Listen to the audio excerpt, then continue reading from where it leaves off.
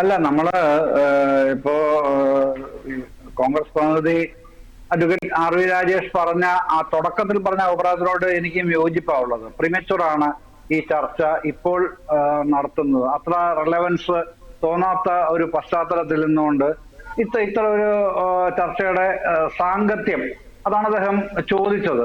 അതിനോട് എനിക്ക് പ്രാഥമികമായി ഞാനും യോജിക്കുകയാണ് ചെയ്യുന്നത്.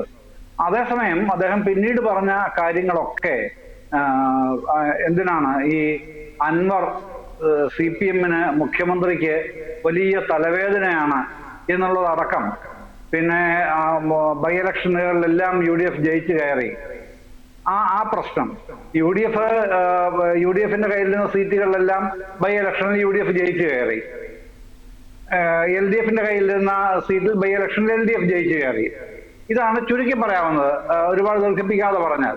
അപ്പൊ അതിൻ്റെ അകത്ത് അത് മുഴുവൻ പിണറായിയുടെ പ്രശ്നമാണ്, തകർച്ചയാണ് എന്നൊക്കെ പറഞ്ഞ് രസിക്കാമെന്നുള്ളത് കവിഞ്ഞ് പ്രാധാന്യമൊന്നും അല്ലെങ്കിൽ അടിസ്ഥാനമൊന്നും അതിനില്ല എന്ന് പറയുന്നവർക്കും അറിയാമല്ലോ. പിന്നെ ഈ അൻവറിന്റെ കേസിലേക്ക് വരുമ്പോ അൻവർ ഭയങ്കര തലവേദനയാണ് എന്നാണ് അദ്ദേഹം പറയുന്നത്. ഒരു കാര്യം ഞാൻ സമ്മതിക്കാം, പിന്നെ അൻവറുടെ ശല്യക്കാരനാണ്. തലവേദന പിന്നെ അൻവറിന് വലിയ തലവേദന പോയിട്ട് ചെറിയൊരു ചെന്നിക്കുത്ത് പോലും അല്ലാതെ ഇന്നത്തെ തലവേദനയിലേക്ക് മാറുന്നത്. പക്ഷെ ഒരു ശല്യക്കാരനാണ്. ശല്യം LDF ആ ശല്യം ഒഴിവാക്കി. ഇപ്പോ ആ ശല്യം ബാധിച്ചിരിക്കുന്നത് UDF-നെ ആണെന്നുള്ളത് അനുനിമിഷം നമ്മൾ കാണുകയാണല്ലോ. UDF ക്യാമ്പിൽ എന്തൊക്കെയാണ് ഓരോ ദിവസവും ഇങ്ങനെ മരുന്നിട്ട് പുകയ്ക്കുന്നത് ഈ അൻവർ ഇപ്പോ അവിടെ രാജിവെച്ച MLA ആണ്, നിലമ്പൂരിന്റെ രാജിവെച്ച MLA ആണ് അൻവർ. അപ്പൊ LDF-നോട് പിണങ്ങി അൻവർ തന്നെ പറഞ്ഞതുപോലെ പിണറായി സത്തിനെ പരാജയപ്പെടുത്താനുള്ള യുദ്ധത്തിന്റെ ഭാഗമായിട്ട്, പോരാട്ടത്തിന്റെ ഭാഗമായിട്ട് അദ്ദേഹം രാജിവെച്ച് LDF-ന്റെ MLA സ്ഥാനം രാജിവെച്ചാണല്ലോ ഇപ്പോ പോരാട്ടത്തിന് ഇറങ്ങിയിരിക്കുന്നത്.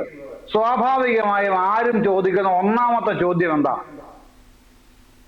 UDF-ന്റെ പിന്തുണ കൂടെ നേടിക്കൊണ്ട് അൻവർ എപ്പോഴാണ് മത്സര രംഗത്തേക്ക് എത്തുന്നത്? ഈ ചോദ്യമാണല്ലോ ആരും ആദ്യം ചോദിക്കുന്ന ചോദ്യം. കാരണം പിണറായി സത്തെ പരാജയപ്പെടുത്താൻ വേണ്ടി LDF-ന്റെ MLA ആയിട്ട് നിന്ന അൻവർ ആ സ്ഥാനം രാജിവെക്കുകയാണ്. അപ്പോ പിന്നെ അവിടെ കോംപ്രമൈസ് ഇല്ലാത്ത വിധമുള്ള നിലപാടാണല്ലോ ആ സ്ഥാനം രാജിവെക്കുക. ആ പ്രസ്ഥാനത്തിനോട്, ആ മുന്നണിയോട്, ആ വീക്ഷണങ്ങളോട് ഒക്കെയുള്ള കടുത്ത പ്രതിഷേധം, വിയോജിപ്പ് അറിയിച്ചുകൊണ്ടാണ് സ്ഥാനത്യാഗം. അപ്പൊ സ്ഥാനത്യാഗം ചെയ്തയാള് UDF-നോട് പിന്നെ അടുക്കുമ്പോ, സഖ്യത്തിൽ ഏർപ്പെടാൻ വെമ്പി നിൽക്കുമ്പോൾ മറ്റൊരു സ്ഥാനാർത്ഥി എന്തിന്? ആ ആള് തന്നെയല്ലേ പിണറായി സത്തെ തോൽപ്പിക്കാനായി അവിടെ ഏറ്റവും അനുയോജ്യൻ എന്നുള്ളത് വീണ്ടും തെളിയിക്കുകയല്ലേ വേണ്ടത്. പക്ഷേ അത്തരത്തിലുള്ള ഒരു ചിന്തയും ആലോചനയും എവിടെയുമില്ല. അപ്പൊ എനിക്ക് നിർബന്ധിക്കാൻ കഴിയില്ല, നമുക്ക് ആർക്കും നിർബന്ധിക്കാൻ കഴിയില്ല. അൻവർ വീണ്ടും അവിടെ തന്നെ മത്സരിക്കണമോ വേണ്ടോ എന്നുള്ളത് അദ്ദേഹത്തിന്റെ മാത്രം തീരുമാനമാണ്. പക്ഷെ സാധാരണ മനുഷ്യന്റെ യുക്തിയിൽ വരുന്ന ഒന്നാമത്തെ ചോദ്യം ഇതാണ് എന്ന് ഞാൻ പറഞ്ഞുള്ളൂ.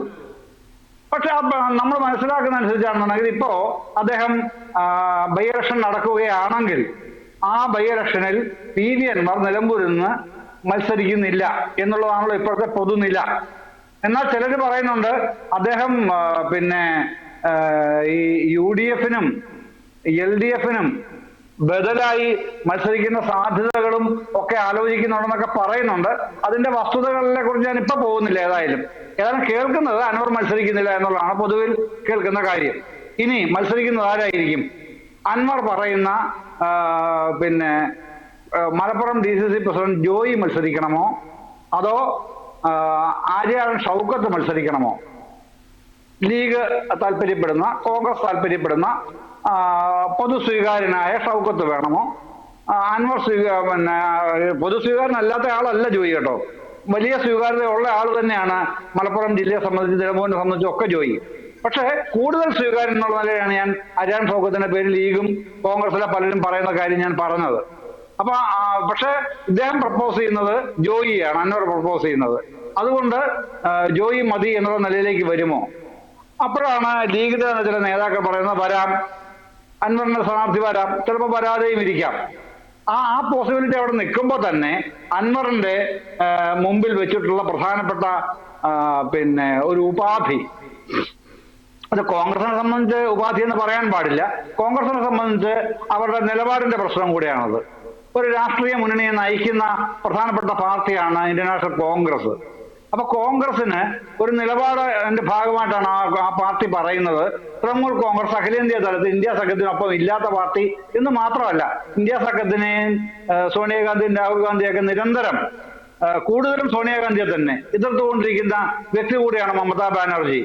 അപ്പൊ അത്ര ഒരു പാർട്ടിയുടെ പ്രതിനിധി എന്നുള്ള നിലയ്ക്ക് UDF-ൽ ഉൾപ്പെടുത്താൻ, തൃണമൂൽ കോൺഗ്രസിൽ കേരളത്തിൽ UDF-നെ ഉൾപ്പെടുത്താൻ സാധ്യമല്ല എന്ന് തന്നെ അവർ തീർത്ത് അറിയിച്ചിട്ടുണ്ട്. പിന്നെ എങ്ങനെയാണ് കഴിയുക? ആ ചർച്ചകൾ നാളെ നടക്കേണ്ടതായിരുന്നു. പക്ഷേ പിന്നെ മാർപ്പാപ്പയുടെ മരണം കാരണം നാളത്തെ കോൺഗ്രസിന്റെ UDF-ന്റെ യോഗം മാറ്റിവെക്കുകയും അൻവറുമായിട്ടുള്ള ചർച്ചയും മാറ്റിവെക്കുന്നുണ്ടെന്നാണ് ഏറ്റവും ഒടുവിൽ മനസ്സിലായ വിവരം. അപ്പൊ അതുകൊണ്ട് നാളെ ആ ചർച്ച ഉണ്ടാവില്ല, മറ്റൊരു ദിവസത്തേക്കായിരിക്കും മാറ്റിവെക്കുന്നത്. ഏതായാലും പുതിയൊരു പാർട്ടിയായിട്ട് വരൂ എന്നുള്ളതാണ് അൻവറിന് UDF കൊടുക്കുന്ന നിർദ്ദേശം. അപ്പൊ അൻവർ ചോദിക്കുന്നത്, ആദ്യം ഞാൻ DMK-യും കൊണ്ടുവന്നു, അത് നടന്നില്ല, പിന്നെ തൃണമൂലും കൊണ്ടുവന്നു, ഇപ്പൊ അത് പറ്റില്ല എന്ന് നിങ്ങളും പറയുന്നു. അത് നടക്കുന്ന കാര്യമല്ല. അങ്ങനെ എന്നെ വെറുതെ അങ്ങോട്ടും ഇങ്ങോട്ടും ഓടിക്കാനായിട്ട് ഞാൻ സമ്മതിക്കില്ല, എനിക്ക് കടുത്ത നിലപാട് സ്വീകരിക്കേണ്ടി വരും എന്നാണ് ഇന്ന് അൻവർ ഏറ്റവും ഒടുവിൽ പറഞ്ഞതായിട്ട് കേൾക്കുന്നത്. ഇതാണ് പൊതുരാഷ്ട്രീയം. അൻവറുമായി ബന്ധപ്പെട്ട് നിലമ്പൂരിന്റെ ബൈ-ഇലക്ഷൻ ഉണ്ടാകാൻ സാധ്യതയുണ്ടെങ്കിൽ അതിന്റെ പശ്ചാത്തലത്തിൽ നമുക്ക് ഇന്ന് പറയാൻ കഴിയുന്ന കാര്യങ്ങൾ, എനിക്ക് പറയാൻ കഴിയുന്ന കാര്യങ്ങൾ പൊതുവെ ഇതാണ് പ്രാഥമികമായി.